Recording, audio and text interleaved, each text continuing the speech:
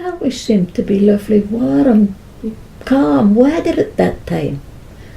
The sand it was all just like sugar, like salt, and it was warm.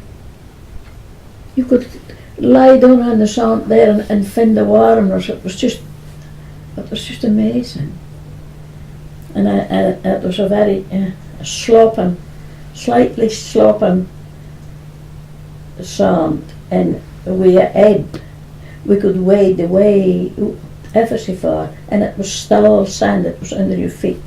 We used to catch the flukes. Well, we called them flukes. It's the flounders, the flatfish. The boys would make prickers for them. They would take a hook, sort of like a fishing hook, and straighten it out, but still leave the water on it. And they would lash that till a long piece of wood, like a broom handle or something like that. Then you could look down through and you could see the outline where they would bury themselves down into the sand, but you could still see the outline. We used to get them many a time. They were big enough to fry. I can picture that so well, but it always seemed to be warm and lovely weather. And we were there morning, noon and night, because it was no distance. It was just, and of course in the summertime, you were going with your bare feet. We took our bare feet usually about the end of May, and that was hot till September. We had to wear socks and shoes at school, of course, but as soon as you come home, they were off, and that was it. You were off with your bare feet.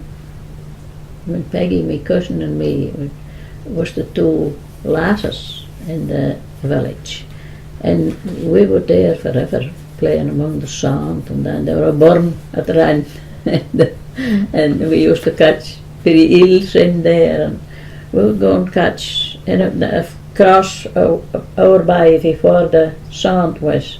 It was rocks, and we would go to the rock pools there and catch swordfish and bounce stickles and all kinds of things in there.